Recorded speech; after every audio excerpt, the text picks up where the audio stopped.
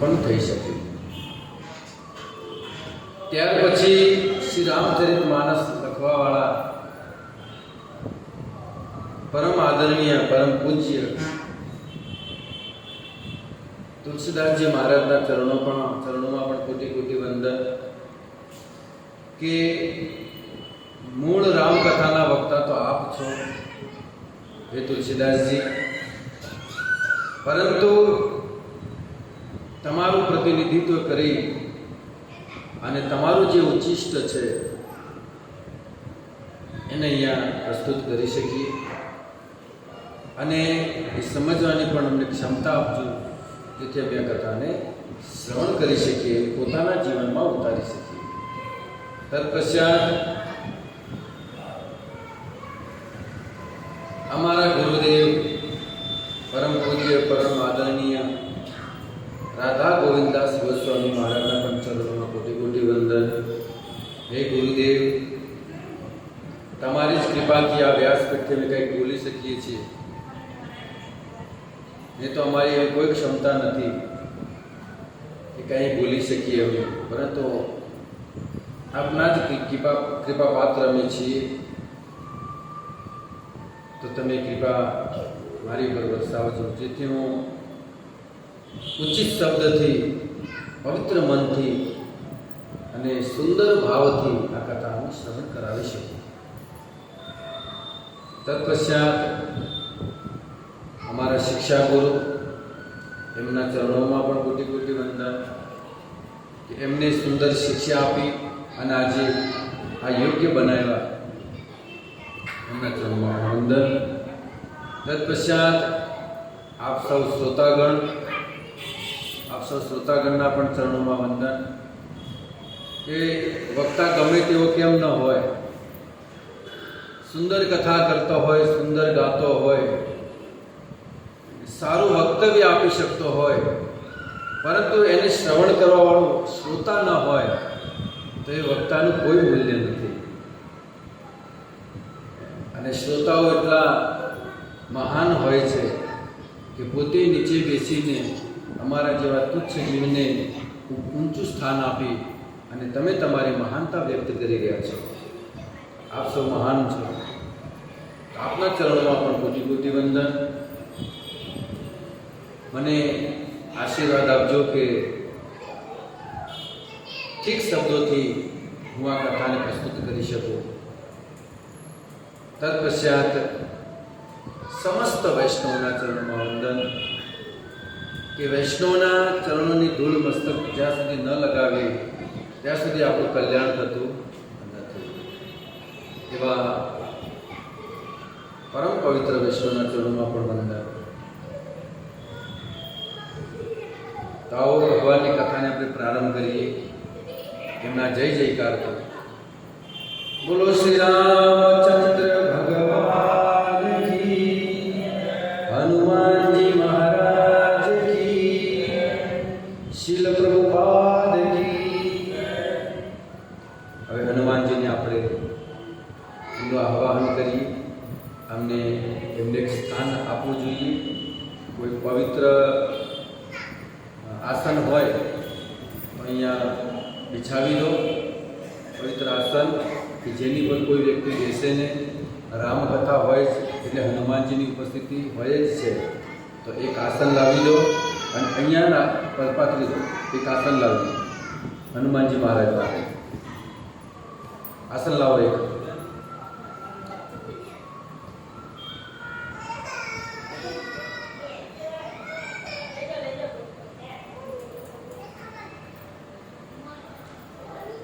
કોઈ પણ એક આસન લઈને ત્યાં મૂકી દો. કારણ કે હનુમાનજી જેવા શ્રોતા કોઈ નથી, હનુમાનજી જેવો ઉત્તમ શ્રોતા કોઈ નહીં, અને હનુમાનજી જેવો ઉત્તમ વક્તા કોઈ નહીં. હનુમાનજી જેવી કોઈ રામકથા કરી શકે અને હનુમાનજી જેવી કોઈ રામકથા સાંભળી પણ શકે ખરું? કોઈ નહીં. છતાં પણ એ નમ્ર ભાવથી હનુમાનજી કથા સાંભળતા હોય છે. આવો આપણે હનુમાનજીને પુકારીએ. આઈએ હનુમંત વિરાજીએ,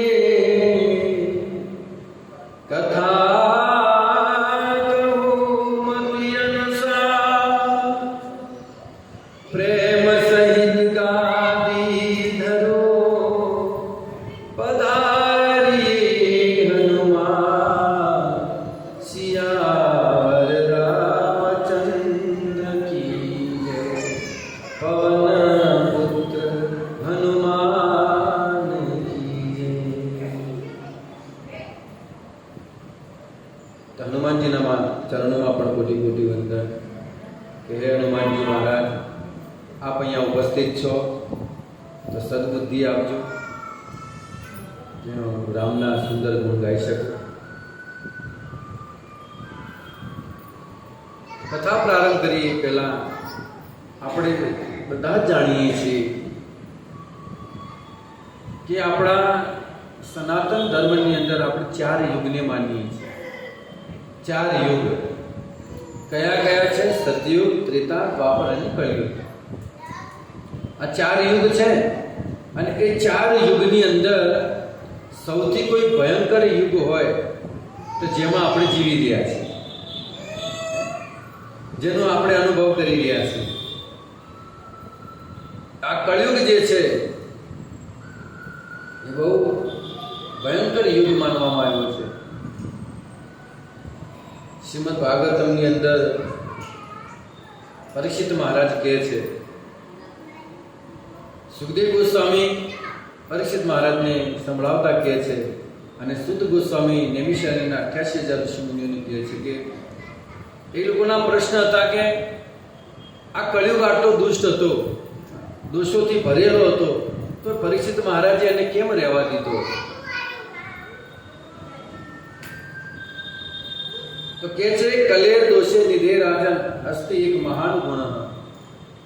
આ કળિયુગની અંદર દોષો તો કેટલાય હતા, ભરેલો છે આખા દોષોથી, પરંતુ એની અંદર એક સારો ગુણ હતો. એ ગુણને જોઈને પરીક્ષિત મહારાજે કળિયુગને અહીંયા સ્થાન આપ્યું છે. કયો સારો ગુણ છે? તો અન્ય યુગોની અંદર અલગ અલગ સાધન છે ભગવત પ્રાપ્તિના. સતયુગમાં તપસ્યા, ત્રેતામાં યજ્ઞ કરવાનું, દ્વાપરમાં ભગવાનના અર્થ વિગ્રહની પૂજા કરવી. પરંતુ કળિયુગ આમ તો દોષોથી ભરેલો છે, પરંતુ પરીક્ષિત રાજાએ જોયું કે આની અંદર એક સારો ગુણ છે. અને આમે પણ આપણી દ્રષ્ટિ એ હોવી જોઈએ કે સામેવાળા વ્યક્તિની અંદર 1000 અવગુણ કેમ ન હોય, પરંતુ એની અંદર કોઈક તો સારો ગુણ હશે. હોય ને સારો ગુણ? દરેક વ્યક્તિની અંદર એક સારો ગુણ તો હોય જ છે. તો આપણી દ્રષ્ટિ એ હોય કે એના 1000 અવગુણને સાઈડમાં મૂકી અને એની અંદર જે સારો ગુણ રહેલો છે એને આપણે જીવનમાં ઉતારીએ. તો કળિયુગની અંદર હજારો દોષો હતા, દોષોથી ભરેલો છે, પરંતુ એક સારો ગુણ હતો. એ ગુણ સારો એ હતો કે કળિયુગની અંદર માત્ર જો ખાલી ભગવાનનું નામ ઉચ્ચારણ કરશે, ભગવાનનું નામ જપ કરશે,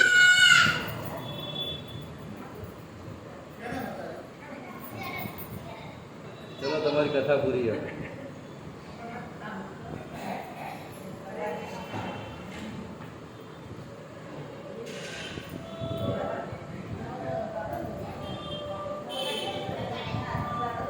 હરે કૃષ્ણ કૃષ્ણ કૃષ્ણ હરે રામ હરે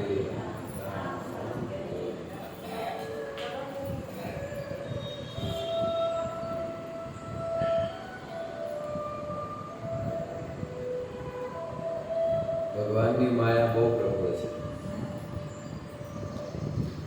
કળિયુગની જ વાત કરી રહ્યા છે. માયા ખબર નહીં કયા રૂપમાં આવી અને તમને કથામાંથી ઊભા કરીને લઈ જાય, એનું કોઈ નિશ્ચિત. પોતાના સંતાનના રૂપમાં પણ આવી ગઈ છે અને કથામાંથી ઉઠાડીને લઈ. સાવધાન રહેવું જોઈએ. કથાઓ બહુ દુર્લભ છે, અતિ દુર્લભ છે.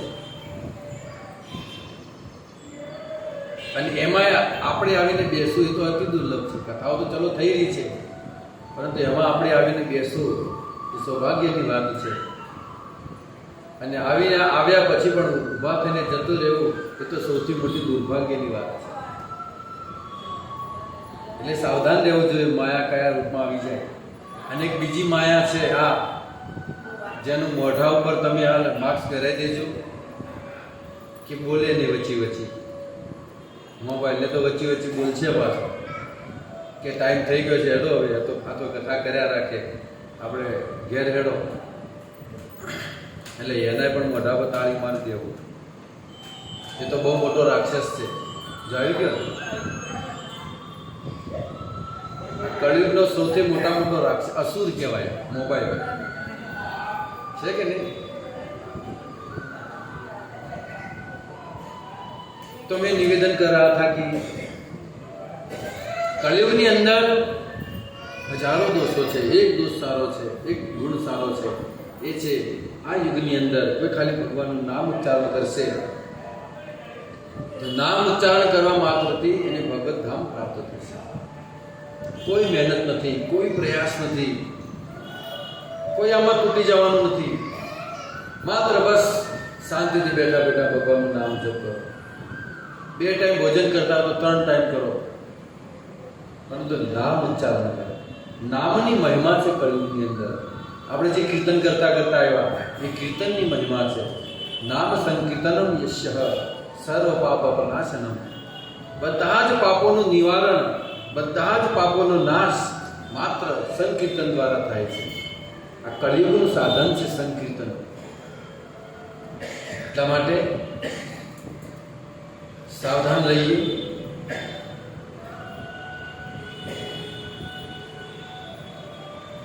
તો આ કળિયુગના દોષોથી બચવા માટે આપણે રામકથા ભાગવતમાં અંદર જે છે,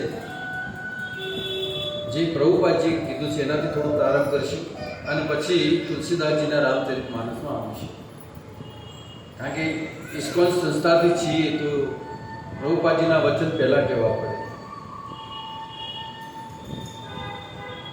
તો ભાગવતની અંદર પણ 9મા સ્કંદની અંદર રામકથા આવે છે. 9મા સ્કંદની અંદર તો એની અંદર સૂત ગોસ્વામીને પ્રશ્ન પૂછ્યા છે. નૈમિષારણ્યની અંદર 88,000 ઋષિમુનિઓ, એ 81,000 ઋષિમુનિઓ એકત્રિત થયેલા નૈમિષારણ્ય ક્ષેત્રમાં અને બધા પ્રશ્ન કરી રહ્યા છે. 1000 વર્ષ માટે યજ્ઞ કરવા માટે. તો સૌથી પહેલા તો બ્રહ્માજી પાસે ગયા. બ્રહ્માજી ઉચ્ચ સ્થાન બતાવ્યું.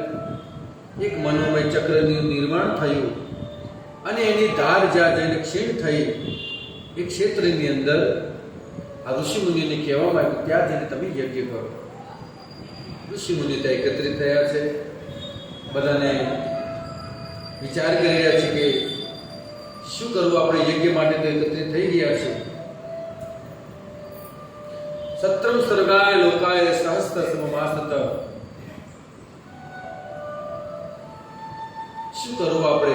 યજ્ઞ તો કરવા માટે એકત્રિત થયા છે, પરંતુ 88,000 ઋષિ મુનિઓ છે, 5-10 તો છે નહીં. તો આ બધાની ભોજનની વ્યવસ્થા આપણે અહીંયા થોડા જણા છીએ કથાની અંદર, તો ભોજનની વ્યવસ્થા કરી છે ને.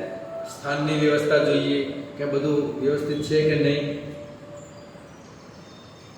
છતાં પણ માણસ કથામાં આવી શકતો નથી. તો એ બધી જ વ્યવસ્થા કરો ને તોય ના આવી શકે. એટલું દુર્ભાગ્ય છે.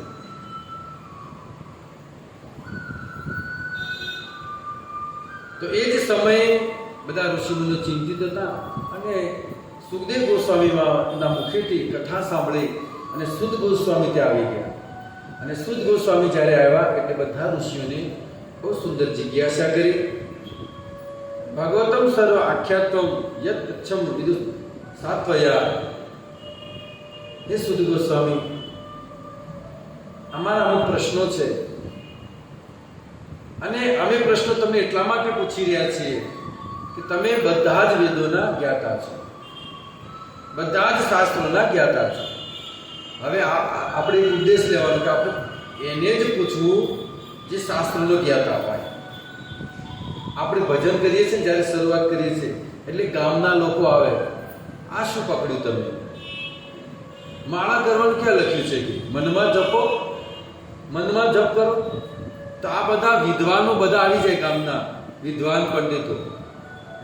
ખબર કાંઈ ન હોય, શાસ્ત્રના કમાઈ ન જાણતા હોય અને વિદ્વતા દર્શાવે પોતાની કે માળામાં હાથ ગાળીને માળા કરવાની શું જરૂર છે? મનમાં જપ કરો.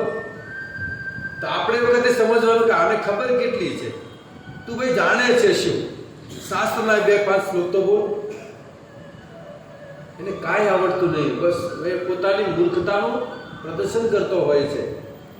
એટલે આપણે પ્રશ્નો પણ એવાને પૂછવા કે જે શાસ્ત્રને જાણે છે.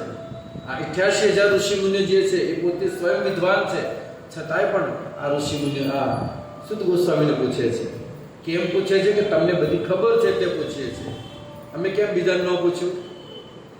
એટલે આ બાબતમાં સાવધાન રહેવું.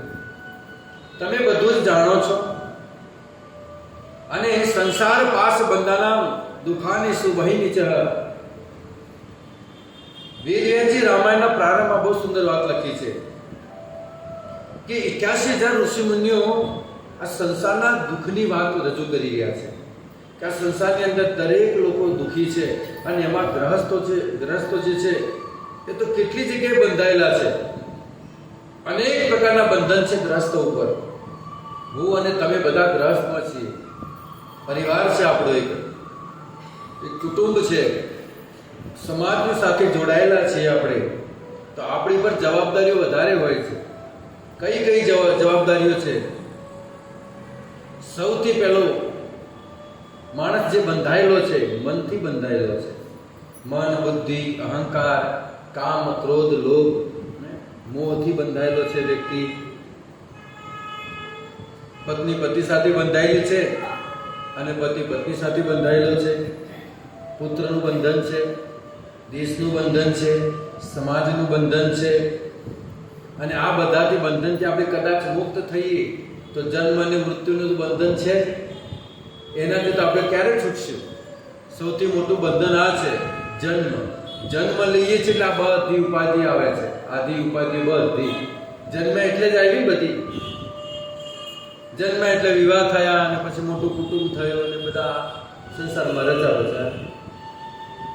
એટલે સૌથી મોટા બંધનના કારણ કોઈ હોય તો જન્મ અને મૃત્યુ છે. અને મૃત્યુ કેમ બંધનનું કારણ છે? લોકો વિચાર કરે ચલો મર્યા આપણે તો છૂટી જઈએ છીએ. નહીં,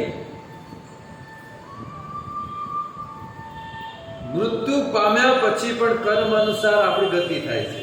એટલે એ બંધનનું કારણ.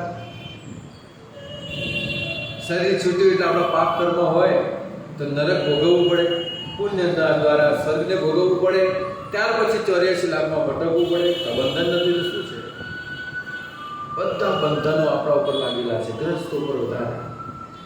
સંન્યાસી બ્રહ્મચારી છે આ બધું બંધન નથી, એટલે પોતાનો ઉદ્ધાર કરી શકે છે.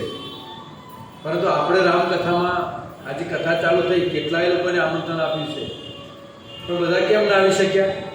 એટલા માટે કે ભાઈ કોઈ કે ભાઈ ઘરનું કામ છે, કોઈ કે છોકરાઓને પરીક્ષા ચાલુ થાય છે તો છોકરાઓનું બંધન આવ્યું કે ન આવ્યું?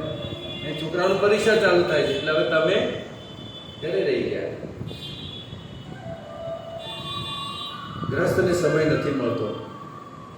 એટલા માટે આ કથાઓ વધારે ને વધારે ગ્રસ્ત લોકો માટે છે કે ગ્રહસ્થમાંથી, આ અંધકૂપમાંથી બહાર નીકળો. તો આ બધા જ વિચારો ઋષિ મુનિઓને આવ્યા, પરંતુ આપણને આવતા નથી કે આ બધું અમારું પર લાગેલું છે, ક્યારે છૂટશું આપણે? પરંતુ સુદ ગોસ્વામીને પ્રશ્ન કરી રહ્યા છે કે હે પ્રભુ, આ ઘોર કળિયુગ આવી રહ્યો છે. અધર્મ નિતરાનામ, અધર્મી લોકો અધર્મનો માર્ગ અપનાવશે, ખોટા માર્ગે લોકો ચાલશે. ઘોરે કલિયુગે પ્રાપ્તે વેદ માર્ગ બહિષ્કૃતે, કળિયુગમાં વેદોનો બહિષ્કાર કરશે, શાસ્ત્રોનો અધ્યયન નહીં કરે. સંસારની પરિસ્થિતિનું વર્ણન કરી રહ્યા છે. અને સવારે ઉઠી અને સૌથી પહેલા આખા સંસારનો કચરો હાથમાં પકડશે. સંસારનો કચરો એટલે પેપર. આજે શું થયું છે? બધો જ કચરો કાલ હવા વહેલા આપણે ઘેર આટલું નાખી જાય, પકડો, અને આપણે ઉઠીને કચરા પેટે મગજ નાખી. એમાં હોય છે શું? પોલિટિકલનું કામ એમનો હોય, સમાચાર.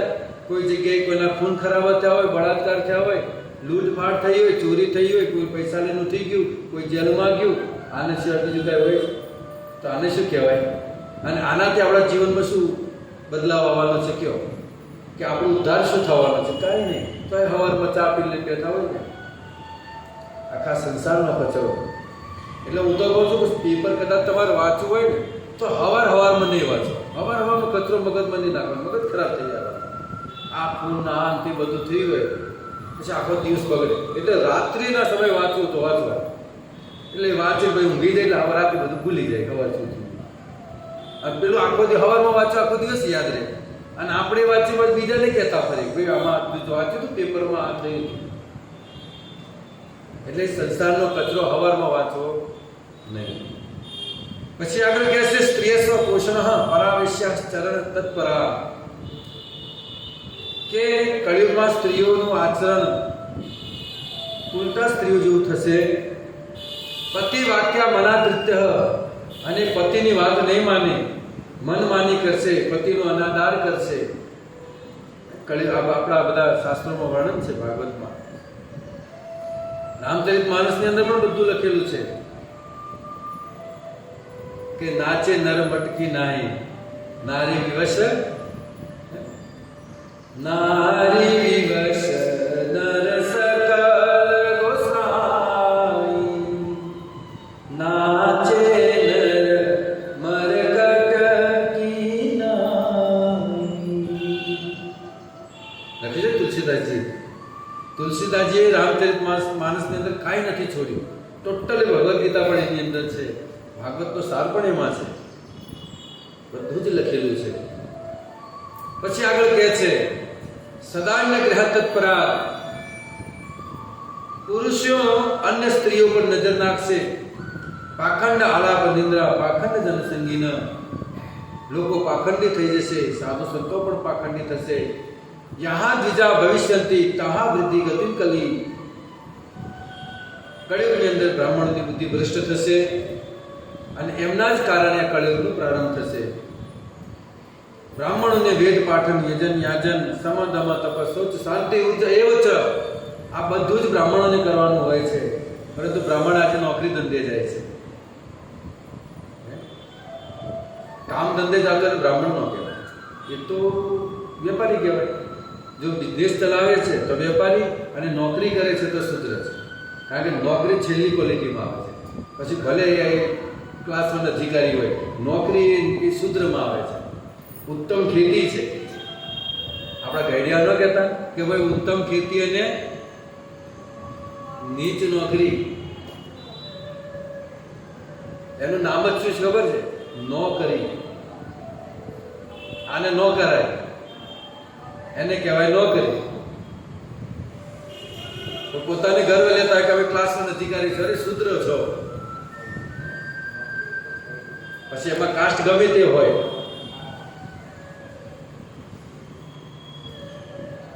બિઝનેસમેન હોય, લોન લઈને ઉઠાવીને બિઝનેસ કરે, ઘણા પછી કરોડપતિ, પણ એ વેશ્ય છે, એ વેપારી છે, બીજી ઉપરની લેવલમાં નથી. અને લોનનું ઊંધું શું થાય છે? લોનનું ઉલટું શું થાય? ન લો તો એ લઈએ છીએ. એટલે બહુ સમજવા જેવું વસ્તુ છે. સૌથી બ્રાહ્મણ કોણ છે? તો જે વેદોનું અધ્યયન કરે છે, આ શાસ્ત્રોનું જ્ઞાન સમાજ સુધી પહોંચાડે છે, એ બ્રાહ્મણ છે. પછી એ ભલે શુદ્ર કેમ ના હોય, પરંતુ એનું આચરણ જો બ્રાહ્મણ જેવું છે, એ બ્રાહ્મણ છે.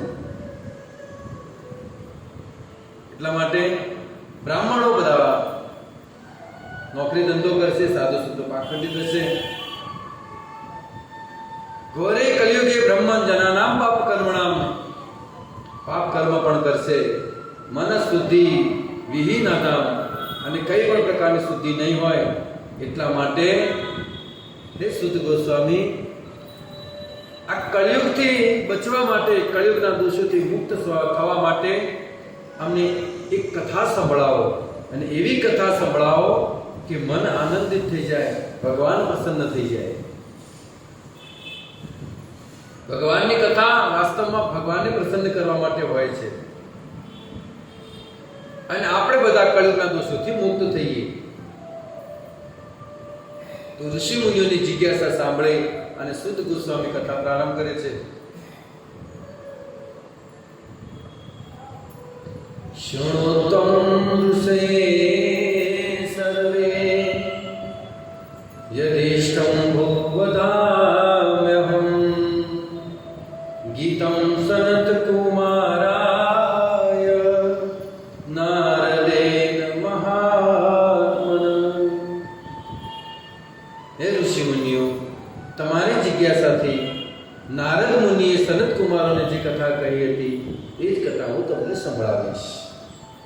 હવે સુદ ગોસ્વામી પણ કેટલી સુંદર વાત કરી કે હું મારા મનની વાત નહીં કરું તમને, હું તમને કઈ કથા સંભળાવીશ જે નારદ મુનિને સનત કુમારે સંભળાવી હતી એ કહીશ, મારા મનની નહીં.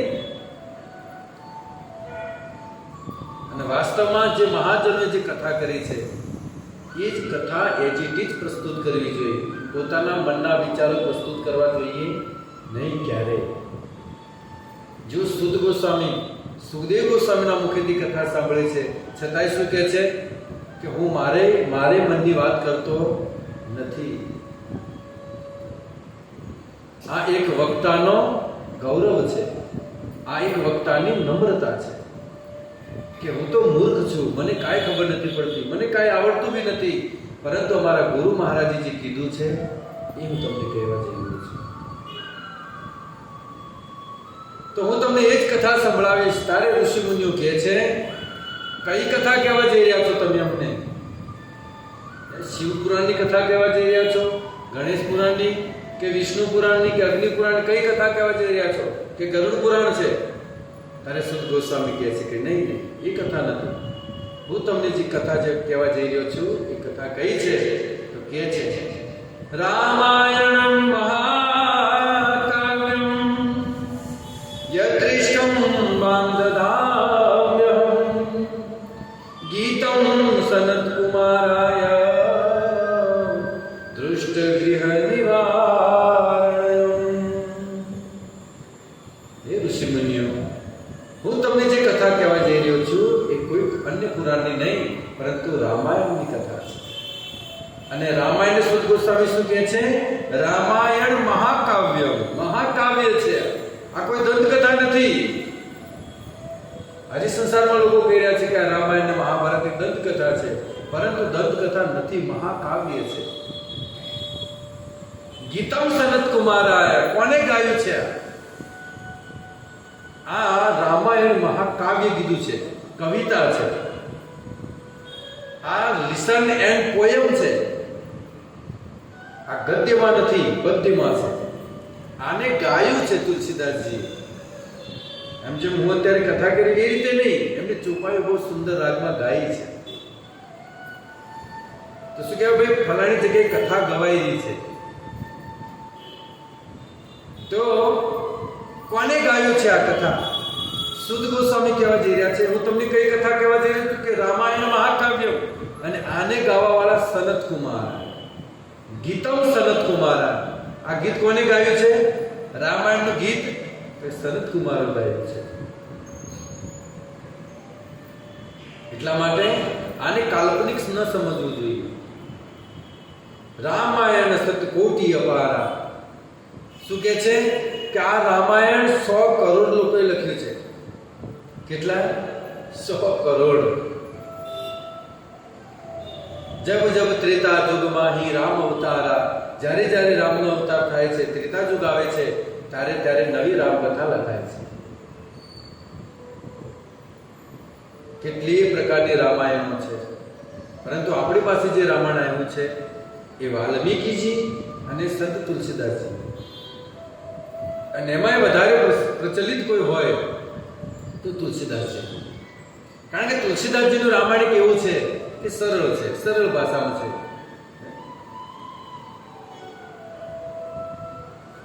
એકદમ ગ્રામીણ ભાષામાં એમને શ્લોકોનું રૂપાંતર ચોપાઈઓમાં કર્યું છે કે લોકો સમજી શકે. કેવું છે તો કે સર્વ વેદેષુ સંમત. આ રામચરિતમાનસને બધા વેદોએ સન્માનિત કર્યું છે. સન્માનિત ગ્રંથ છે આ રામચરિતમાનસ. તમને થતું હશે કે આ શું ચાલુ કર્યું, રામકથા કેમ નથી આવતી? પરંતુ રામકથાના પહેલા રામાયણ જે છે ને, રામચરિતમાનસ, આ રામાયણની મહિમા પહેલા સાંભળવી પડે. આપણી પ્રણાલી છે કે ભાગવત કથા હોય, રામકથા હોય કે શિવ પુરાણની કથા હોય, પહેલા દિવસે જે ગ્રંથ છે એની મહિમાનું ગાન થાય છે. કારણ કે જ્યાં સુધી આપણે મહિમા ન સમજીએ ત્યાં સુધી એ વસ્તુની આપણે મહિમા સમજી શકતા નથી. આજે રસ્તામાં સોનું પડ્યું હોય, તમે જુઓ તો તરત ઉઠાવી લો છો અને લઈને ખીચા મૂકી દો છો. કેમ કેમ તમે સોનું ઉઠાવી ખીચા મૂકી દીધું? કે આપણે ખબર છે એની મહિમા, કે ભાઈ 70,000 તોલો છે, એની મહિમા ખબર છે આપણને. અને એની જગ્યાએ કોઈ ગાંડો વ્યક્તિ જતો હોય તો એને મહિમા આમ નતો થતી, લેશે, તોડશે, ભાગી ફૂકો ફેંકી દેશે. એટલે સમજદાર વ્યક્તિઓ માટેની આ કથા છે. એટલા માટે એની મહિમા સમજવી પડે. સર્વ પાપ પ્રવશવનમ, આ રામાયણની કથા સાંભળવાથી બધા જ પાપોનું નિવારણ થઈ જાય છે. કેવા પાપો? તો કે છે મહાપાપ યો યુક્તઃ, ઘોર પાપ કર્યા હોય તો એ ઘોર પાપોનો પણ ક્ષય કરી નાખે છે આ રામાયણની કથા.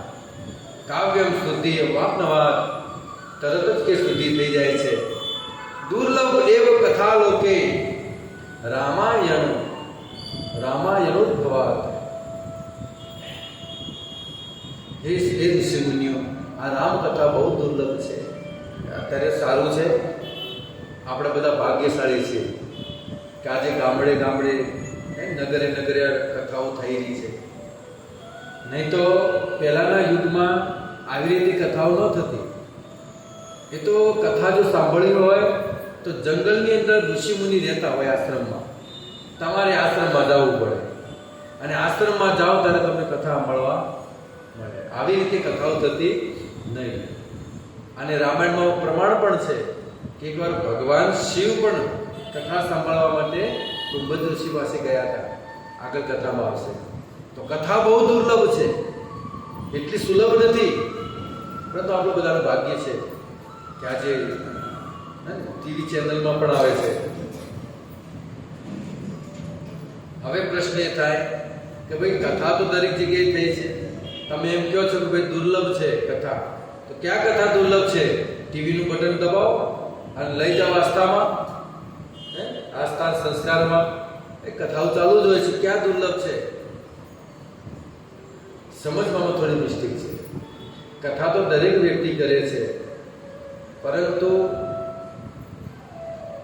શુદ્ધ વક્તાથી કથા થવી જોઈએ. એનું આચરણ શુદ્ધ હોવું જોઈએ. ભગવાન નામ જપ કરતા હોવા જોઈએ, 4 નિયમોનું પાલન કરતા હોવા જોઈએ. એ વ્યક્તિને અધિકાર છે. હવે વ્યસન કરતા હોય, કથા કરે ત્યાં સુધી તો શાંતિથી બેહી રહે, પછી ઉતરે તડપ લાગી હોય એટલે સીધો જ ડોઝ ભરે, મસાલા કે જે ખાતા હોય વ્યસન. એવા લોકોની કથાથી શું ફરક પડશે? આપણને એમ લાગે કે બહુ કથા સુંદર થઈ રહી છે, પરંતુ પ્રભુપાદજી બહુ સુંદર ઉદાહરણ આપે છે કે આપણા ઘરમાં દૂધ પડ્યું હોય અને જો સાપ મોઢું નાખીને જતો રહે તો દેખાવમાં તો દૂધ જ દેખાતું હોય, પરંતુ એ પીવાય નહીં. એ શું થઈ ગયું? દેખાવમાં તો દૂધ છે, પરંતુ વાસ્તવમાં વિષ છે. એટલા માટે આપણને દેખાતી હોય બહુ સુંદર કથા કરી રહ્યા છે, જુઓ વાજિંત્રો વાગી રહ્યા છે, સુંદર ભજનો ગવાઈ રહ્યા છે, પરંતુ ઓલા સાપના દૂધ જેવું છે. તમારા જીવનમાં કઈ પરિવર્તન નહીં આવશે. આજે જુઓ પ્રભુપાદજીની સંસ્થાથી કેટલાય લોકો કથાઓ કરી રહ્યા છે અને એ લોકોની કથાઓથી પરિવર્તન આવે જ છે. કેમ નથી આવતું? આવે જ છે બધાની, કારણ કે શુદ્ધ પરંપરા છે. અને એમાં જે વક્તા હશે એ વ્યસનની તો નહીં જ હોય. એટલા માટે આપણું ભાગ્ય છે કે આજે પ્રભુપાદજીની સંસ્થાના એક વ્યક્તિથી આ કથા થઈ રહી છે.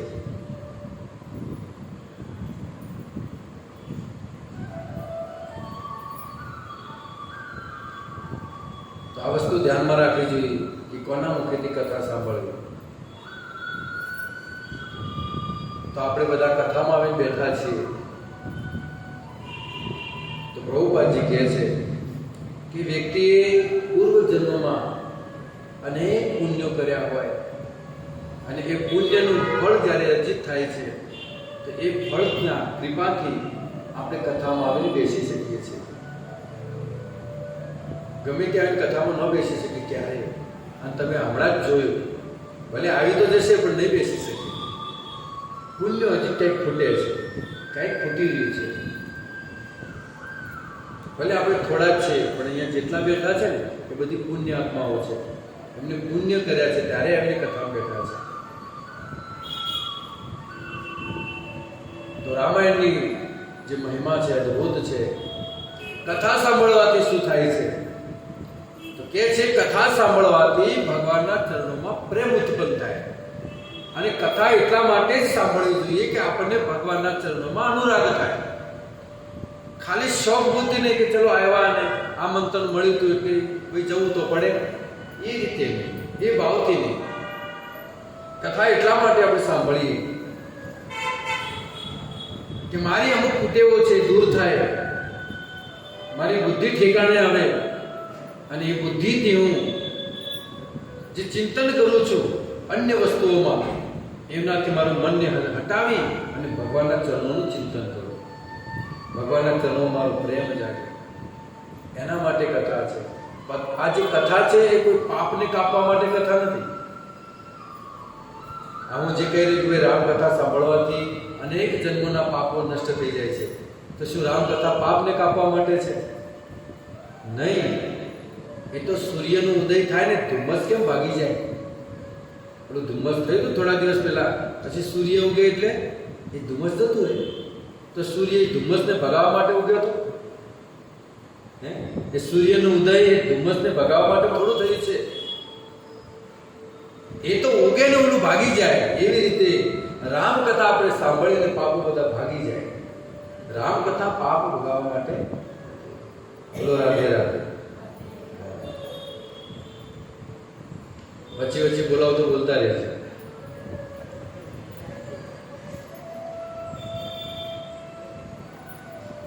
ક્યારેક ક્યારેક લોકો એ પણ પ્રશ્ન કરે કે તમે તો કૃષ્ણના ભક્ત છો, કૃષ્ણની ભક્તિ કરો છો, તો રામકથા કરો છો? તો હા, રામ અને કૃષ્ણમાં કોઈ અંતર જ નથી. રામ જ કૃષ્ણ છે, કૃષ્ણ જ રામ છે. राम कृष्ण दो एक है, अंतर नहीं निमेश. राम અને કૃષ્ણમાં કેટલું અંતર નથી? તો કે નિમેશ. નિમેશ એટલે પલકું. આપણે પલકું મારીએ કેટલો સમય લાગે? એટલો પણ અંતર બેમાં નથી. પરંતુ થોડું નયન થોડે ગંભીર और चंचल है, चंपल है.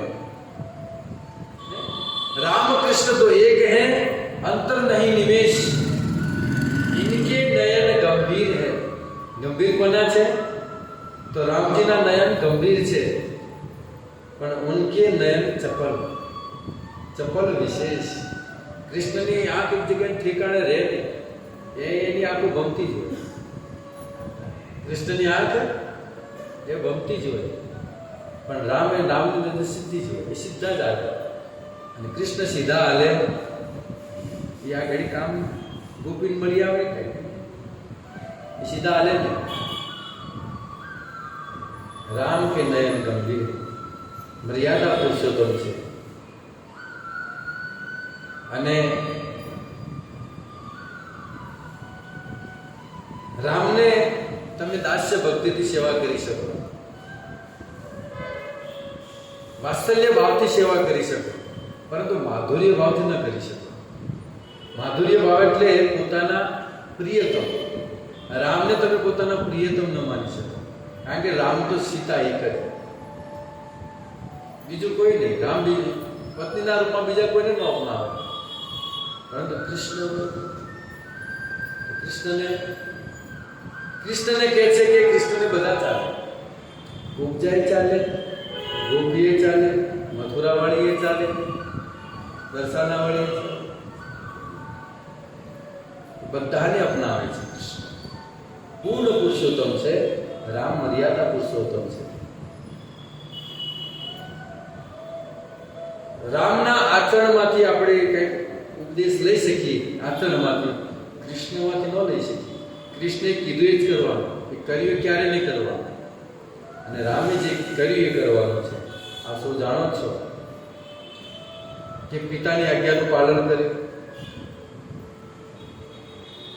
ભરતને ગાદી સોંપી, ભલે એમને ન સ્વીકારી, પરંતુ અંતરથી તો એ તો તૈયાર જ હતા કે ભરત ગાદી પર બેસે. તો રામના આચરણમાંથી આપણે સુંદર શિક્ષા પ્રાપ્ત કરી શકીએ, બાકી કૃષ્ણના આચરણમાંથી ન કરી શકીએ. કૃષ્ણના આચરણ કરવા તો માર ખાવ, બહાર જ માર ખાઈએ. અહીંયા કૃષ્ણ તો ગમે તે ગોપીની છેડતી કરે, આપણે કરીએ. ધોઈ નો નાખે? એ તો ગમે તેના ઘરમાં જઈને મટકી ફોડીને આવતો રહે, આપણે જઈએ તો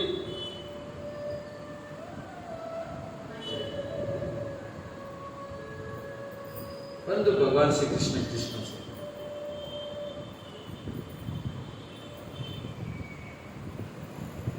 તો હવે પ્રારંભ કરીએ રામકથાના જે 7 કાંડ છે. 7 કાંડ જે છે એ ભગવાનના અંગ છે.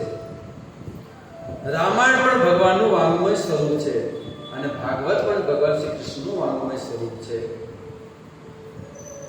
રામાયણના 7 કાંડ છે. 7 કાંડની અંદર પણ અલગ અલગ આપણને બહુ સુંદર શિક્ષા પ્રાપ્ત થાય. પ્રથમ કાંડ છે બાલકાંડ.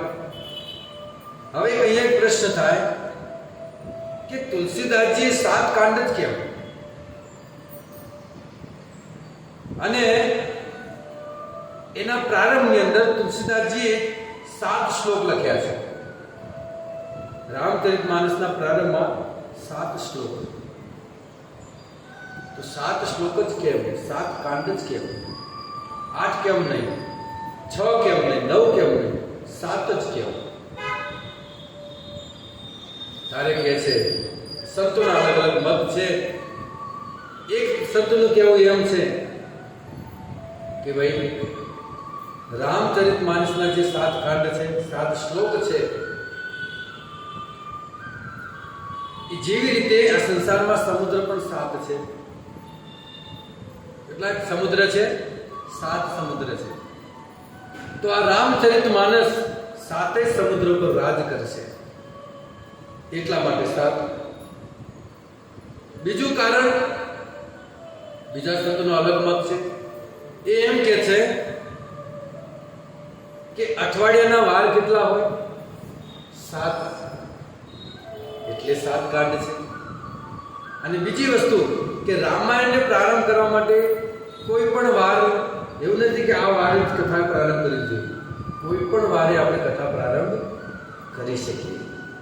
અને વાસ્તવમાં જેનો ભાવસ્થ ભાવ હોય ને કથાનો, નિસ્વાર્થ ભાવથી જે કથા કરાવતો હોય ને એની કથા આજે મંગળવારના દિવસે પ્રારંભ થઈ છે, જે હનુમાનજીનો દિવસ. હરે કૃષ્ણ હરે કૃષ્ણ હરે રામ હરે રામ. નિસ્વાર્થ ભાવથી જે કથા કરાવે છે એની સાથે હનુમાનજી હોય છે. અને આજે હનુમાનજીનો દિવસ છે, મંગળવાર. કેવો દિવસ ચોઈસ થયો છે? એટલે 7 દિવસમાંથી કોઈ પણ દિવસે આપણે આ કથાને પ્રારંભ કરી શકીએ. એવું નહીં કે આ દિવસે જ. રામકથા જ્યારથી આપણે નક્કી કરીએ એ જ રામકથાનું શુભ મુહૂર્ત છે. રામકથા માટે કોઈ મુહૂર્તની જરૂર હતી. તો ભાઈ અઠવાડિયાના 7 વાર એટલે 7 કાંડ ને 7 શ્લોક. પરંતુ બીજા એક શબ્દ વળી કંઈક બીજું જ કહે છે કે નહીં, રામાયણની જે ચોપાઈઓ છે રામચરિતમાનસની, એને કોઈ પણ રાગની અંદર ગાઈ શકાય. કોઈ પણ રાગની અંદર. અને તમે જો સુર કેટલા હોય? સુર 7 હોય. તો ચોપાઈઓને કોઈ પણ રાગની અંદર તમે ગાઈ શકો. 7 સુરમાં. સારે ગમ પધની સા. સારે ગમ પધની 7 સુર છે.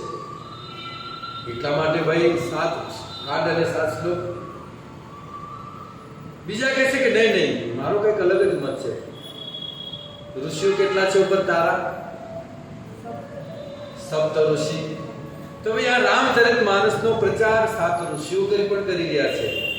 એટલા માટે તો તુલસીદાસજી કહે છે કે જે પણ હોય સંતો કે, પરંતુ 7 કાંડ એમને લખ્યા છે અને પ્રથમ 7 શ્લોક પણ લખ્યા છે.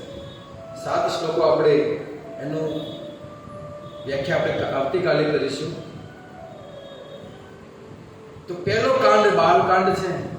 બાલકાંડ જ ભગવાનનો ચરણ છે. શું છે? ભગવાનનો ચરણ. પ્રથમ કાંડ આપણે જ્યારે શ્રવણ કરીએ તો આપણી અંદર દ્રઢતા આવે. બાલકાંડ એ દ્રઢતાનું પ્રતીક છે. ત્યાર પછી બીજો કાંડ છે અયોધ્યા કાંડ. અયોધ્યા કાંડ એ ભગવાનની જાંગ છે, જેની અંદર ભગવાને દ્રઢ નિર્ણય લીધો. દ્રઢ નિર્ણય લીધો ભગવાને. ત્યાર પછી અરણ્યકાંડ ત્રીજો કાંડ છે, જે ભગવાનનો કટી ભાગ છે. ત્યાર પછી કિષ્કિંધા કાંડ ચોથો કાંડ, જે ભગવાનનું વક્ષ સ્થળ છે. અને ભગવાને પોતાના ભક્તોને વક્ષ સ્થળથી લગાવ્યા, હૃદયથી લગાવ્યા. કોને કોને લગાવ્યા હતા? તો એ વખતે સૌથી પહેલા હનુમાનજી મળ્યા, અને પછી સુગ્રીવજીને મળ્યા. સુગ્રીવને પણ પોતાના ગળે લગાવ્યા, પોતાના હૃદય લગાવ્યા. એટલા માટે ચોથો કાંડ જે છે કિષ્કિંધા કાંડ એ ભગવાનનું હૃદય છે. ત્યાર પછી સુંદરકાંડ. સુંદરકાંડ ભગવાનનો કંઠ છે. અને આચાર્યોએ અલગ અલગ ભાવથી અલગ અલગ રાગથી ગવાનો છે. સુંદરકાંડ અરે છે પાઠ એનો બહુ સુંદર રાગમાં. તો ભગવાનનો કંઠ છે સુંદરકાંડ. ત્યાર પછી લંકાકાંડ. લંકાકાંડ ભગવાનનું મુખ છે. લંકાકાંડ ભગવાનનો મુખ છે, જે મુખેથી રાવણ જેવા મહાન અસુરોનું ભગવાને ભક્ષણ કર્યું. ગીતામાં ભગવાન કહે છે ને, યે યથા મામ પ્રબધ્યન્તે, જે વ્યક્તિ મને જેવી રીતે ભજે છે એવી રીતે એની સામે હું પ્રસ્તુત થાઉં છું. કાલોસ્મિ લોક ક્ષય કૃતમ પ્રવિતમ. હે અર્જુન, હું કાળ છું. જ્યારે ભગવાન વિશ્વરૂપ બતાવ્યું, અર્જુન હું કાળ છું, અને બધા જ લોકોનું ભક્ષણ કરવા માટે આવેલો છું. અને એ જગ્યાએ ભગવાને અર્જુનને બતાવ્યું કે જો અર્જુન મારા મુખની અંદર, જ્યારે ભગવાને મુખ ખોલ્યું ત્યારે પિતામહ ભીષ્મ અને કર્ણ ને દ્રોણાચાર્ય અને મોટા મોટા રથી મહારથી તિમિંગલ જેવા યોદ્ધાઓ ભગવાનના દાંતમાં ફસાણા હતા, દાંતમાં ચોટેલા હતા. ભગવાન કે જો આપણે કહું રાત્રે ભાજી ખાધી હોય સવાની અને પછી કેવી ફસાણી, એવી રીતે આ બધા યોદ્ધાઓ ભગવાનના દાંતમાં ફસાયેલા હતા. ભગવાન કહે છે બધાનું ભક્ષણ કરવા માટે આવેલો છું. એટલે સાતમો કાંડ જે છે લંકા કાંડ એ ભગવાનનો મુખ છે.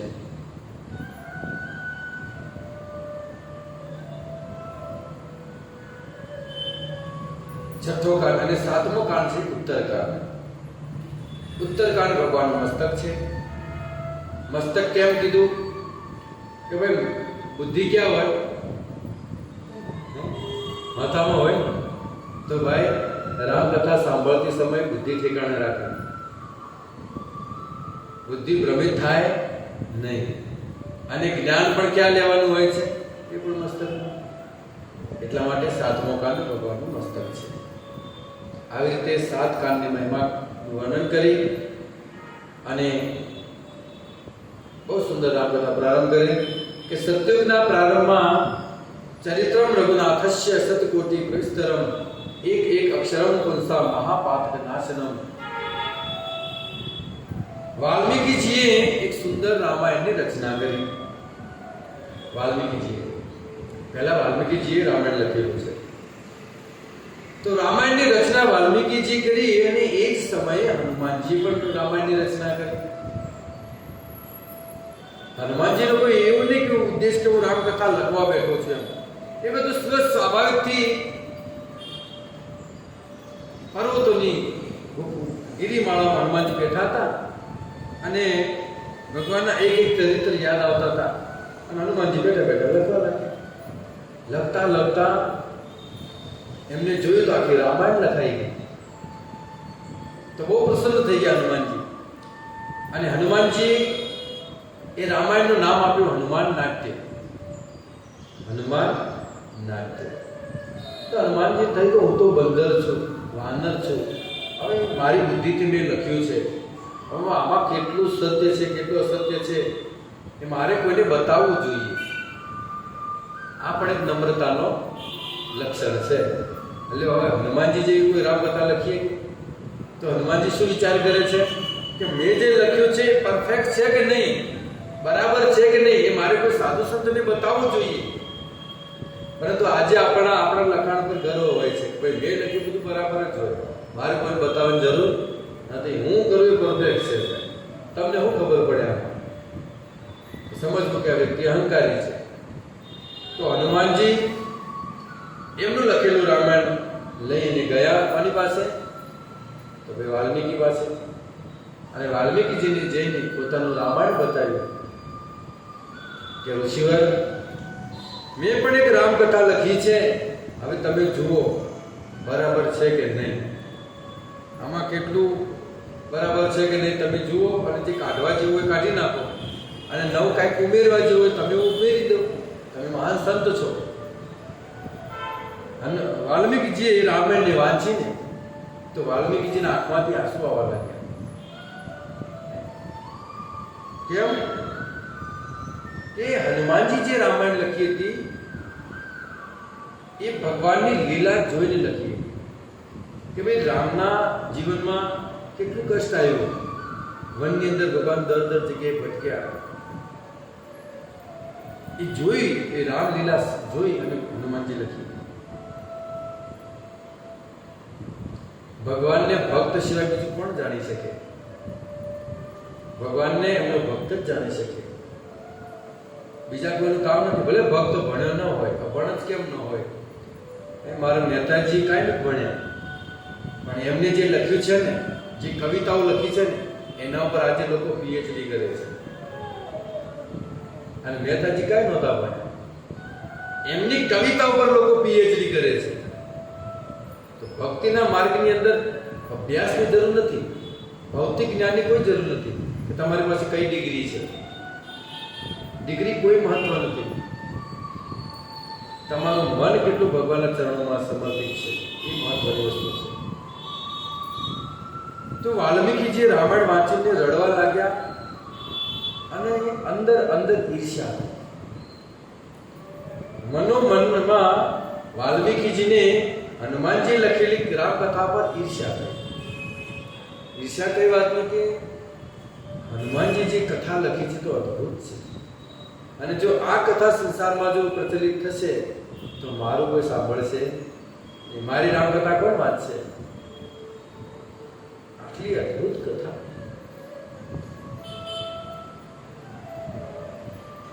તો વાલ્મીકીજી કીધું કે બહુ સારું લખ્યું છે, પરંતુ તમે એક કામ કરો,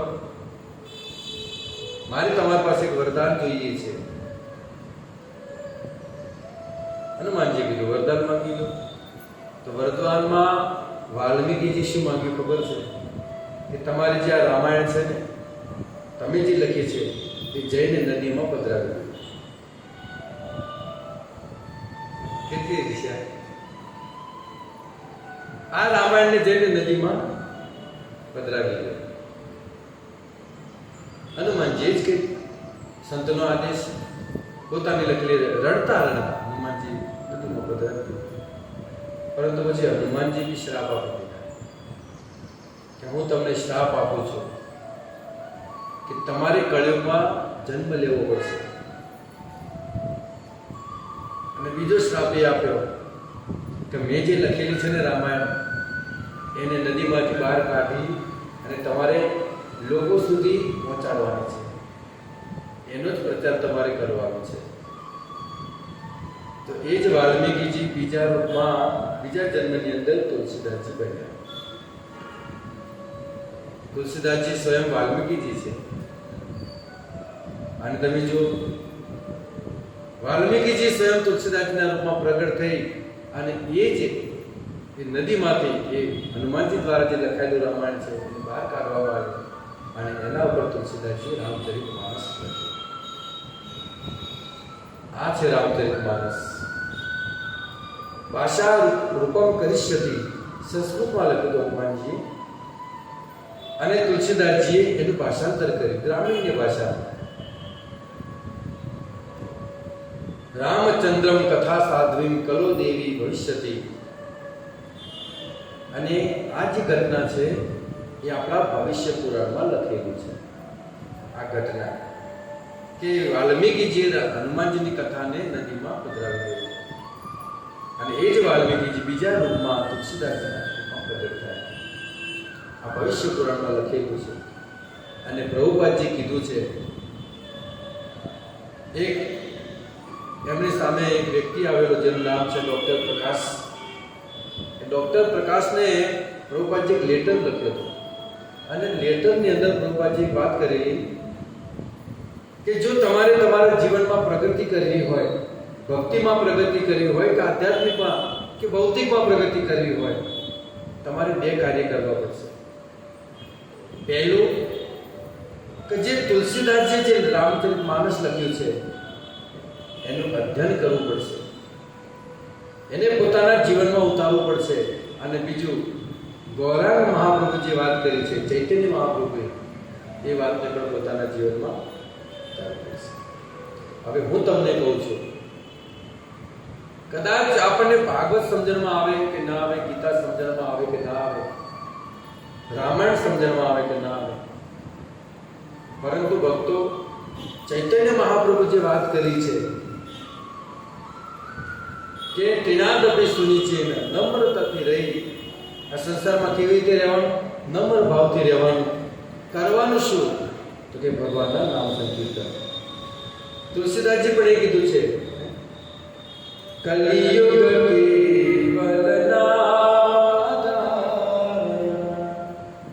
સુમરી સુમરી નર ઉતરી પાર. કલિયુગ કેવલ નામ આધાર. નામ જપ કરવાની તુલસીદાસજી પણ વાત કરી અને મહાપ્રભુ પણ એ જ વાત કરી છે. કયું નામ છે, તો કે હરે કૃષ્ણ હરે કૃષ્ણ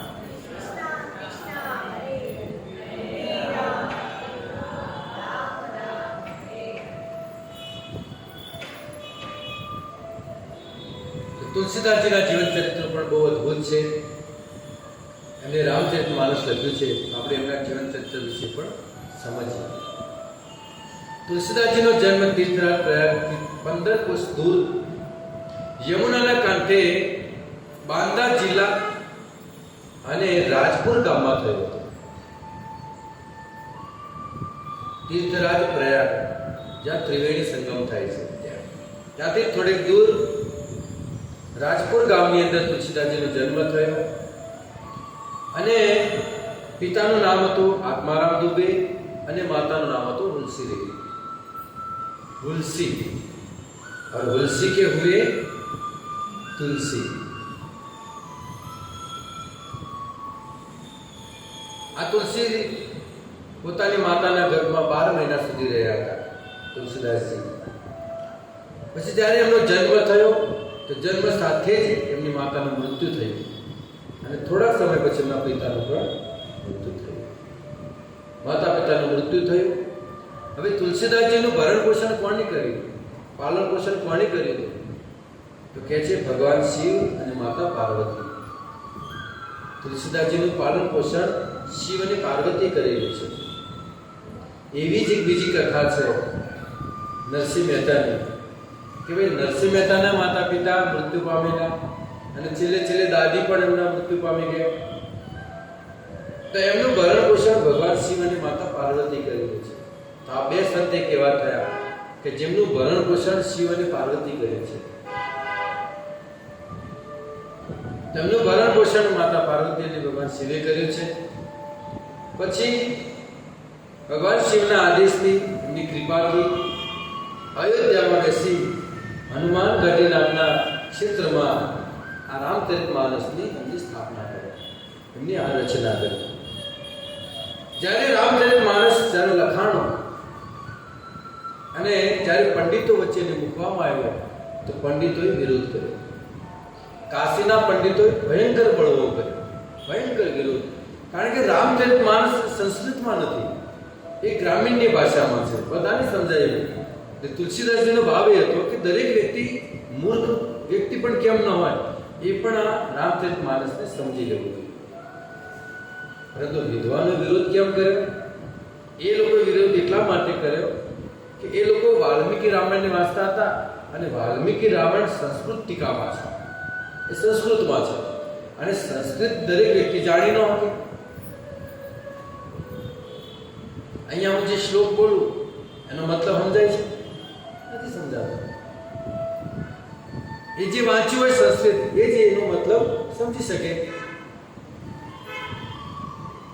તો પંડિતોએ વિચાર કર્યો કે જો આ રામચરિતમાનસનો પ્રચાર થશે તો આપણી દુકાનો બંધ થઈ જશે. આપણને કોઈ બોલાવે નહીં કથા માટે, કારણ બધા વાંચતા થઈ જશે, બધાને બધી ખબર પડી જશે. તો આપણો ધંધો ચોપટ થઈ જાય.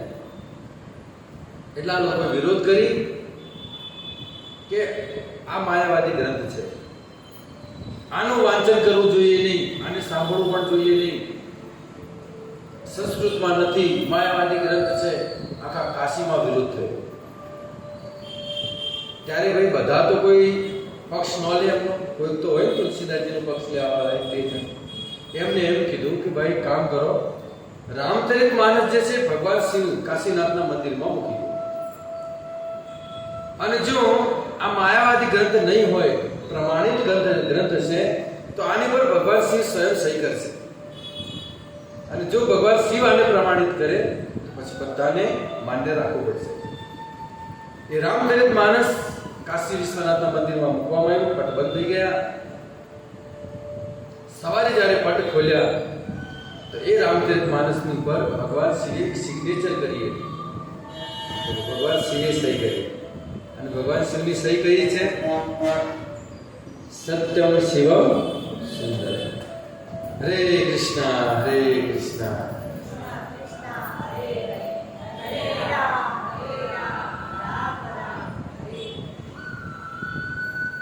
ભગવાન શિવે માન્યતા આપી, પ્રમાણિકતા આપી કે આ ગ્રંથ માયાવાદી નથી, આ ગ્રંથ પ્રામાણિક છે. છતાં પણ ઈર્ષા છે.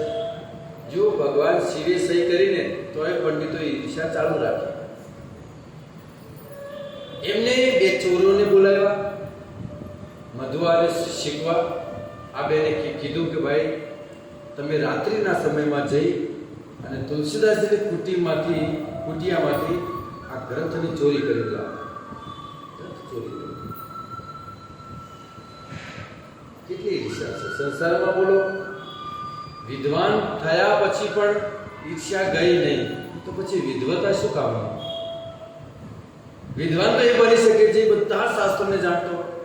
અને શાસ્ત્રોમાં શું લખ્યું છે કે ભાઈ સૌથી પહેલા કે ભાઈ પોતાનો અહંકાર દૂર કરો, અહંકાર મુક્ત થાવ. હવે આટલા બધા ગ્રંથોનું અધ્યયન કર્યા છતાં પણ જો આપણી અંદર અહંતા હોય તો પછી પંડિત નથી, ના કરતા મૂર્ખ આવે. પંડિતને પંડિતતાનું પણ અહમ હોય છે કે હું પંડિત છું, હું વિદ્વાન છું. એટલે પદ અભિમાનથી કોઈ બચી શક્યું નથી. મધુવાને શીખવા બેસીને રાત્રિના સમયમાં મોકલવામાં આવ્યા. બંને જણ રાત્રિના સમયમાં આવ્યા અને તુલસીદાસજીની કુટિયાની બહાર જોયું તો એક પિતાંબરધારી બે બાળકો ફરતા હતા. બે બાળકો ચક્કર કાપતા હતા તુલસીદાસજીની કુટિયા, પિતાંબર પહેરેલું. ચોરો આવ્યા તો એ લોકોએ રોકે, ક્યાં જાઓ છો? ચોર છો, ચોરી કરવા આવ્યા છો. એટલે બંને સમજી કે આને કેટલા ખબર પડી કે આપણે ચોરી કરવા આવ્યા છીએ. પણ ચોર હોય તો એને, એ ભલે ચોર હતા પણ એમને ખબર પડી કે આ કોઈ સાધારણ વ્યક્તિ નથી.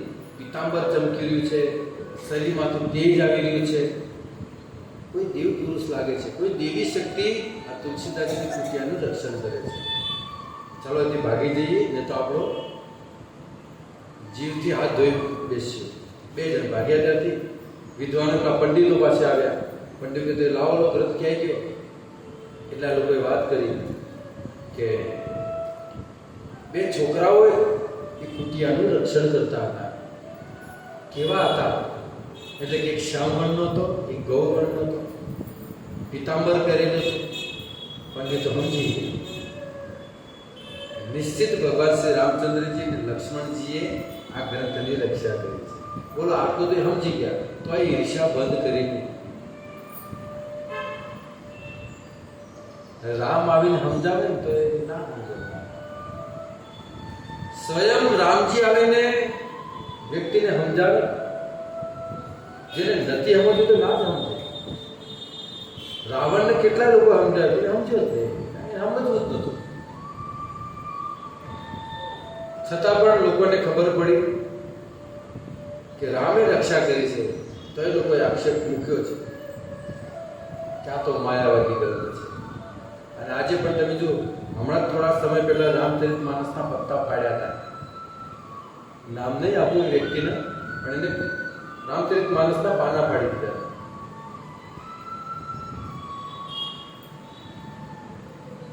પેલી ચોપાઈ છે ને, शूद्र पशु नारी ये सब ताड़न के अधिकारी, આ ચોપાઈના લીધે લોકો પાના પાડી.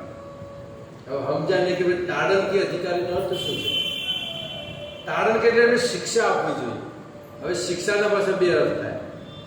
એક તો ભણાવવું એને શિક્ષા કહેવાય, અને એક એને શિક્ષા કહેવાય.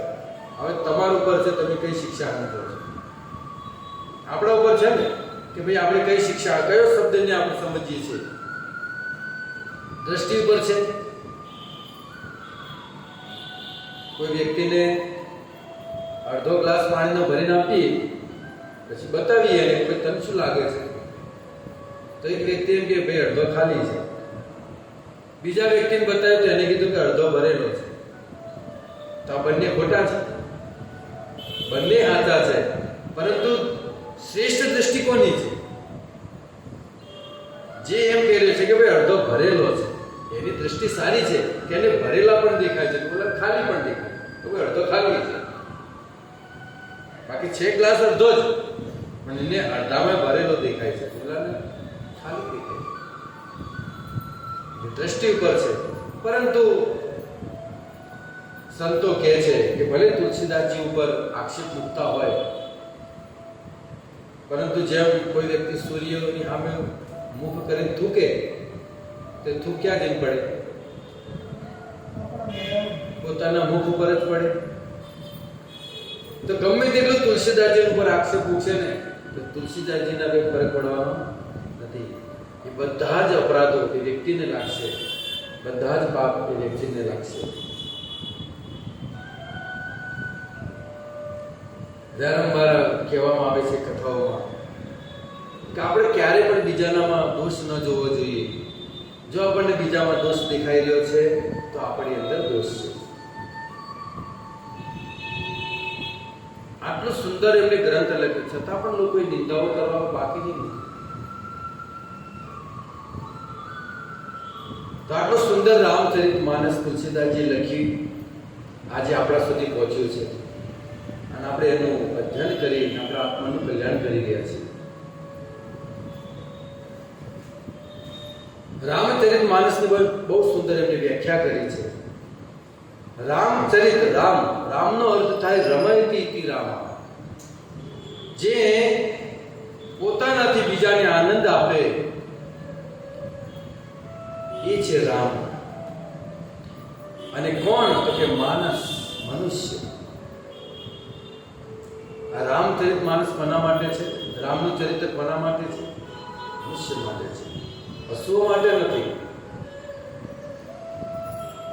રામચરિત માનસ જો કોઈ સાંભળશે, અધ્યયન કરશે, એની બુદ્ધિ શુદ્ધ થશે, એનું મન પવિત્ર થશે, એના જેટલા પણ કરેલા પાપ છે દૂર થશે, એના બધા જ દોષો મુક્ત થશે, એના અંદરથી ઈર્ષ્યાની ભાવના મુક્ત થશે,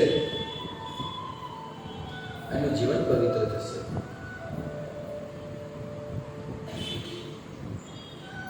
આગળ કહે છે માનસ. માનસનો એક બીજો અર્થ કર્યો છે મન. રામચરિત માનસ, માનસનો અર્થ થાય મન, અને મન આપણે ભગવાનને આપવાનું છે. આપણે ભગવાનને શું આપવાનું છે? મન આપવાનું છે. અને ગીતામાં પણ ભગવાને વારંવાર મન માંગ્યું છે. મન એવા મનુષ્યાનામ કારણ બંધન મોક્ષે. આ માનસ જે મન છે એ જ આપણા બંધનનું કારણ છે, અને એ જ આપણા મોક્ષનું કારણ છે.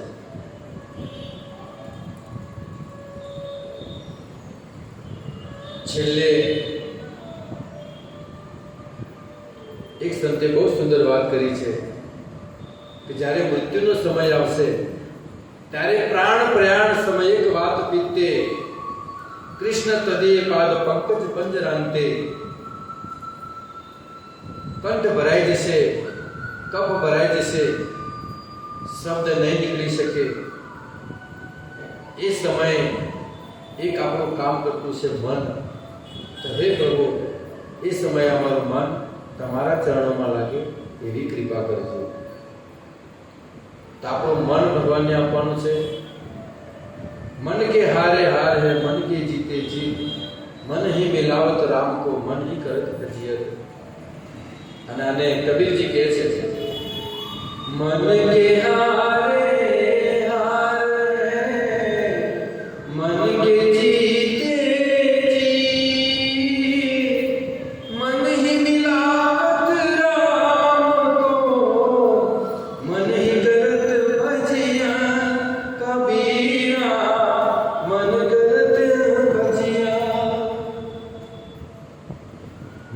જો તમે મન તમારું મજબૂત હોય તો શરીર ભલે રોગથી ભરેલું હોય તો વ્યક્તિ હારે નહીં. અને શરીર મજબૂત હોય, કોરોનામાં અમુક તો મનથી હારી ગઈ જતા રહ્યા, બીમાર હતા બચી ગયા, અને જે મનથી હારી ગઈ જતા હા કોરોના શું થાય બની ગયા.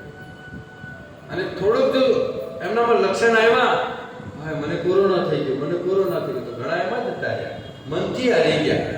અને અમુક લોકો હોસ્પિટલમાં એડમિટ હતા પણ મનથી મજબૂત હતા, કાંઈ ન થાય. લડશું, કોરોના સાથે લડશું, તો લડ્યા, અમુક પાછા આવ્યા. અમને અમુક થોડા છીક આવી ગઈ જતા, છીક આવી બધા ભેગા ભેગા એ જતા, મનથી હારી ગયેલા. અને મનથી જે હારેલો હોય એ કાંઈ ન કરી શકે. ભલે પછી શરીર તંદુરસ્ત કેમ ન હોય, પછી એનાથી કાંઈ થાય નહીં. એટલા માટે મનને નિયંત્રણ કરવા માટે આપણે મંત્રનો જપ કરવો પડે, ત્યારે મન શુદ્ધ થાય. મનઃ ત્રાયતી મંત્ર. કયો મંત્ર? તો હરે કૃષ્ણ મંત્ર. હરે કૃષ્ણ કૃષ્ણ કૃષ્ણ હરે હરે, હરે રામ રામ રામ હરે. સમય હવે થઈ ગયો છે, 5 મિનિટ થોડીક લઈને આ રામકથાની મહિમાનું અહીંયા આપણે સમાપન કરીએ. એટલે આવતીકાલથી આપણે રામકથા પ્રારંભ થઈ જાય. છેલ્લે કહે છે,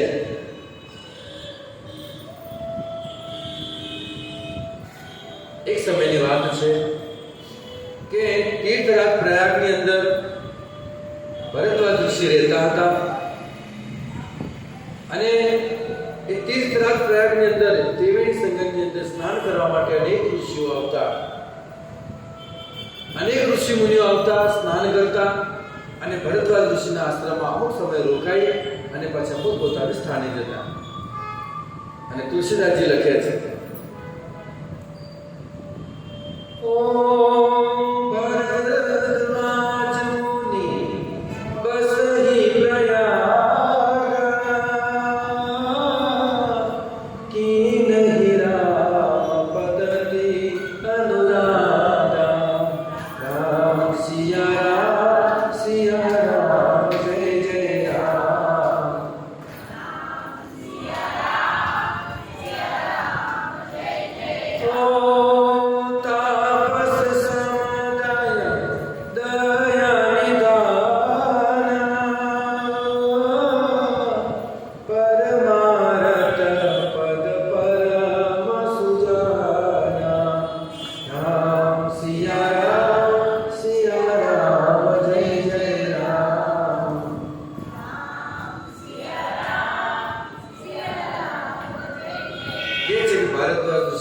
પ્રયાગમાં રહેતા હતા અને અનેક ઋષિ મુનિઓ ત્યાં સ્નાન કરવા માટે આવતા.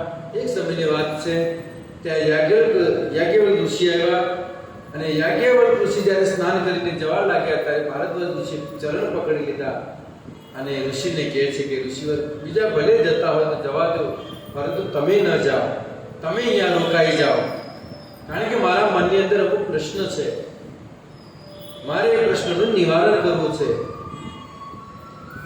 માન મરકત રવિ જબ હોય, તીર્થપતિ આવત કોઈ. હે પ્રભુ, મારો પ્રશ્ન એ છે કે દશરથજીના રામ અને દરેકના ઘટ ઘટમાં રહેવાવાળા રામ એ બે એક છે કે અલગ છે? મને આ નથી સમજાતો. અને કાશીની અંદર કોઈનું મૃત્યુ થાય છે તો એ વ્યક્તિના કાનમાં આવીને ભગવાન શિવ સ્વયં રામ બોલે છે. અને એ રામ, આ બધા રામ એક જ છે કે અલગ છે? મને કઈ સમજણમાં આવતું નથી. મારે ક્યારનો ડર હતો, મારે કેવું હતું પણ મનમાં ડર હતો કે જો ન કહું તો મારું બહુ મોટું નુકસાન થાય છે. અને કહેવામાં મને સંકોચ થાય છે. એટલા માટે અમારા સંશયનું નિવારણ કરો કે રામ, આ બધા રામ એક જ છે કે અલગ છે?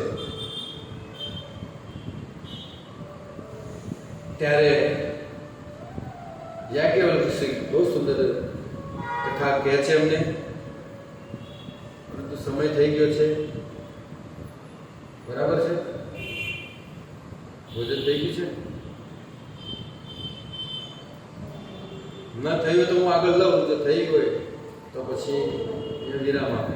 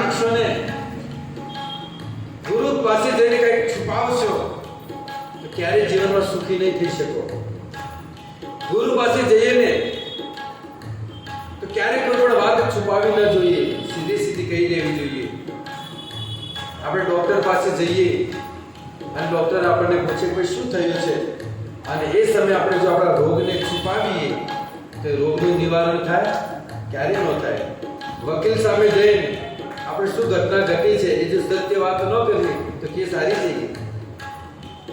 એટલા માટે ગુરુ સામે જઈને ક્યારે જૂઠું ન બોલવું જોઈએ.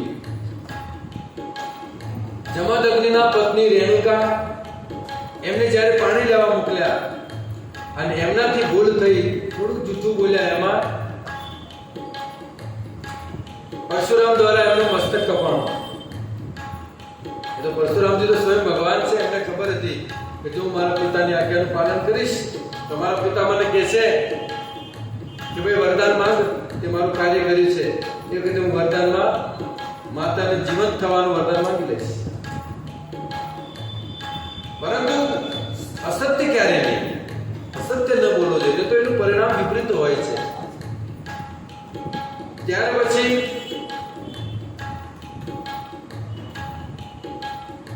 માતા પાર્વતી તમે જો આગળ આવશે એ પરીક્ષા લેવા માટે ગયા, જેમ જૂઠું બોલ્યા તો એમને પિતાના યજ્ઞમાં બળવું પડ્યું. એટલે કહે છે કે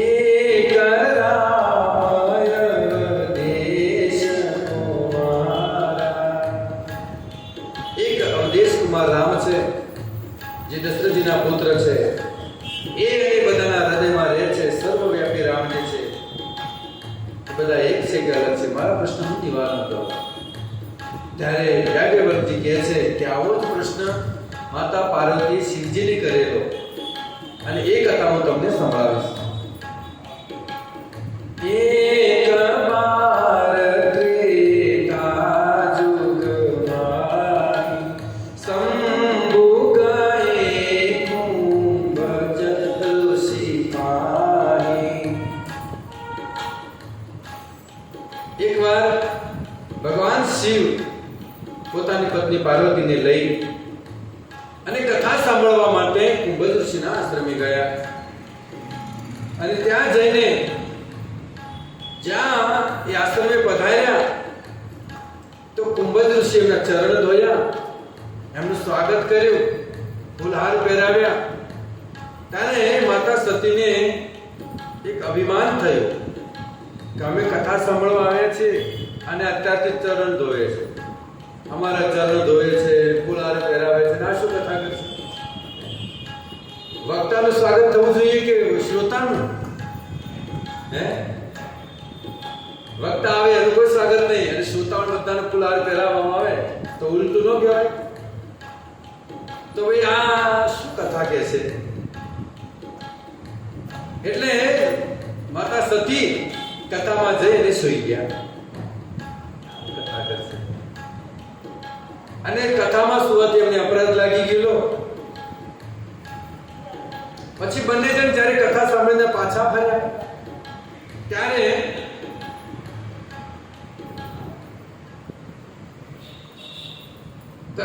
જ્યારે પાછા ફર્યા બંને જણ, ત્યારે જે લીલા સાંભળીને આવ્યા હતા એ લીલા એ ચાલી રહી ગઈ.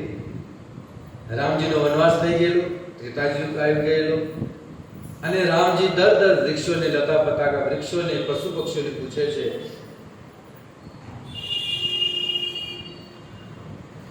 હે મૃગ હે ખગ મધુકર સેની તુમ દેખી સીતા મૃગનેની. રામજી બધા વૃક્ષોને પૂછે છે, હરણને પૂછે છે, હે પક્ષી, હે પેડ પૌધાઓ, તમે મારી પત્નીને જોઈ છે? મારી પત્ની કેવી દેખાતી હતી એ તમને કહું. હરણ નયની હતી, મૃગ નયની હતી, કોઈ જોઈ છે? આવી રીતે ભગવાન શ્રી રામચંદ્રની સુંદર લીલા ચાલુ હતી અને શિવજી દૂરથી પ્રણામ કર્યા.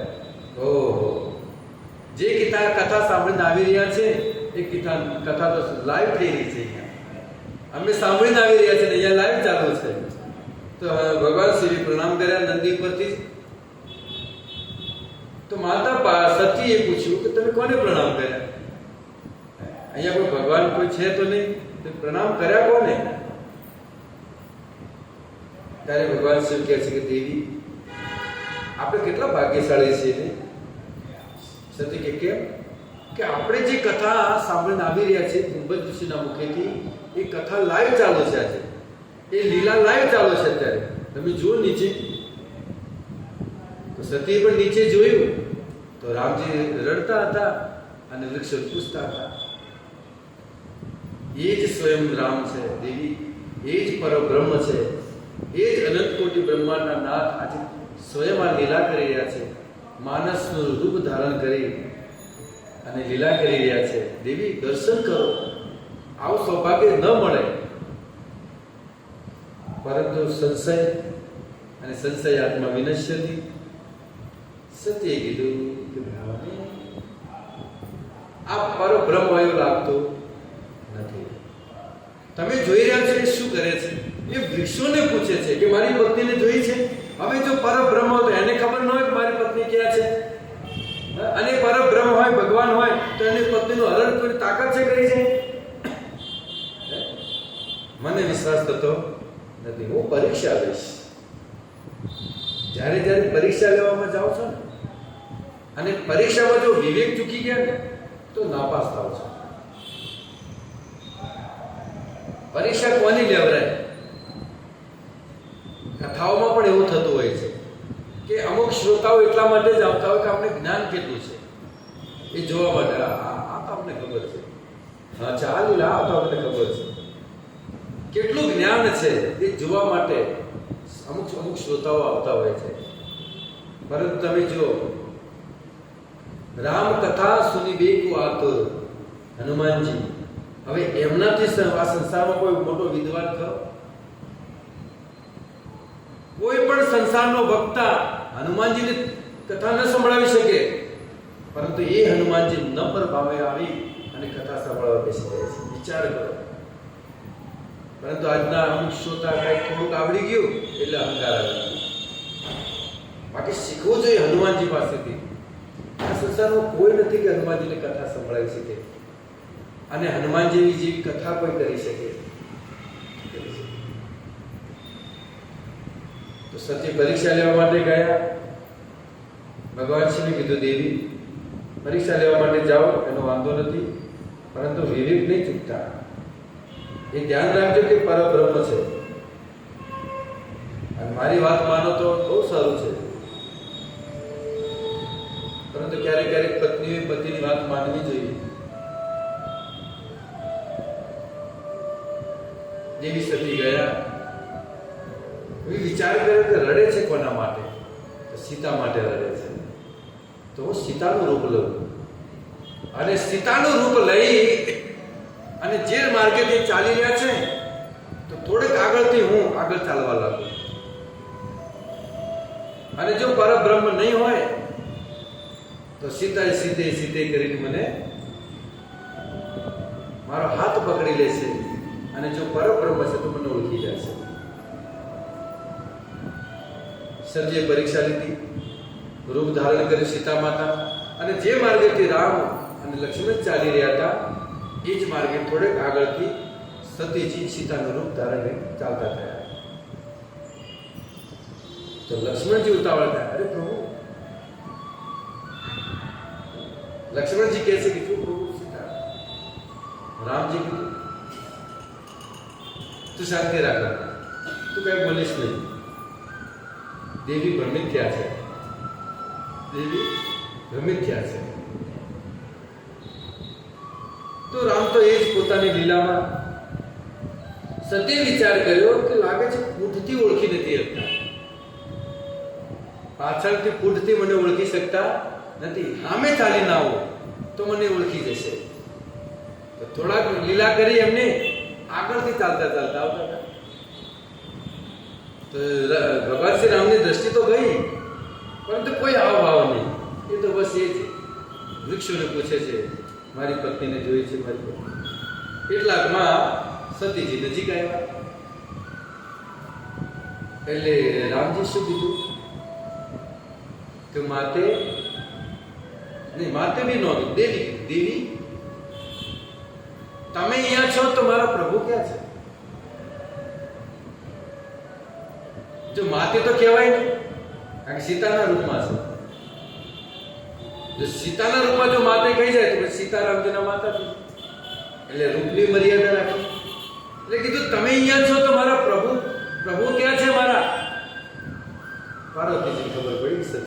પકડાઈ ગઈ. હવે ચારે દિશામાંથી એક રસ્તો મળે નહીં, ભાગવું ક્યાં? અને પછી ભગવાન શ્રી રામચંદ્રજી લીલા કરી. દૂરથી રામ, લક્ષ્મણ અને સીતાજી 3 જણ ચાલતા ચાલતા આવી રહ્યા છે. સતીજી બાજુ ભાગ્યા તો જોયું તો ત્યાંથી આવી રહ્યા છે, આ બાજુ ભાગ્યા તો આ બાજુથી આવી રહ્યા છે. ચારે દિશામાંથી રામ, સીતા અને લક્ષ્મણ ચાલતા ચાલતા આવી રહ્યા છે. અને સતીજી જોયું આ તો પરબ્રહ્મ છે, સ્વયં ભગવાન છે. અને સતીજી મૂર્છિત થઈ ગયા, પડી ગયા. કેટલી સુંદર ભગવાન શ્રી રામચંદ્રજી પણ મર્યાદા રાખી છે. રામજી ત્યાંથી આગળ નીકળી ગયા. જ્યારે સતી મૂર્છાવસ્થામાંથી બહાર આવ્યા ત્યારે કપડા બપડા ખંખેરી ઉભા થઈ નીકળ્યા ત્યાંથી. અને દૂરથી ભગવાન શિવ ધ્યાનમાં બેઠેલા. સતીજી આવ્યા. ભગવાન શિવ જાગ્યા અને કીધું, દેવી કેમ છો? તબિયત તો સારી છે? હવે શિવજી આમ કેમ પૂછે, તમારી તબિયત સારી છે કે નહીં? કઈ બીમાર તો હતા તો કેમ પૂછ્યું? તો સતીજી શારીરિક બીમાર હતા, માનસિક બીમાર હતા. એટલે શિવજી હાલ પૂછી રહ્યા છે, કેમ છો? તબિયત તો સારી છે ને?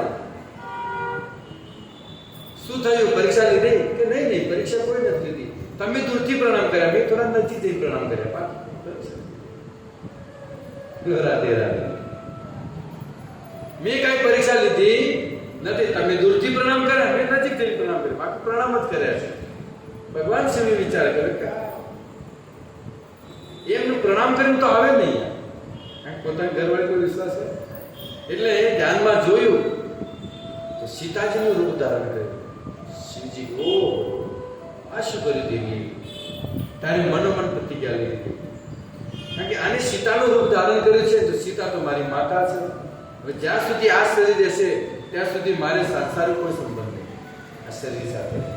મનોમન પ્રતિજ્ઞા લીધી અને દેવતાઓએ આકાશવાણી કરી, પુષ્પવૃષ્ટિ કરી કે જય હો મહાદેવ, આપકી જય હો, આપકી જય હો. હરે કૃષ્ણ કૃષ્ણ કૃષ્ણ હરે હરે, હરે રામ હરે રામ. આપ મહાન છો પ્રભુ, આપ મહાન છો. સત્ય પૂછ્યું, શું પ્રતિજ્ઞા લીધી તમે? શું થયું? કેમ આ જય જયકાર થઈ ગયો?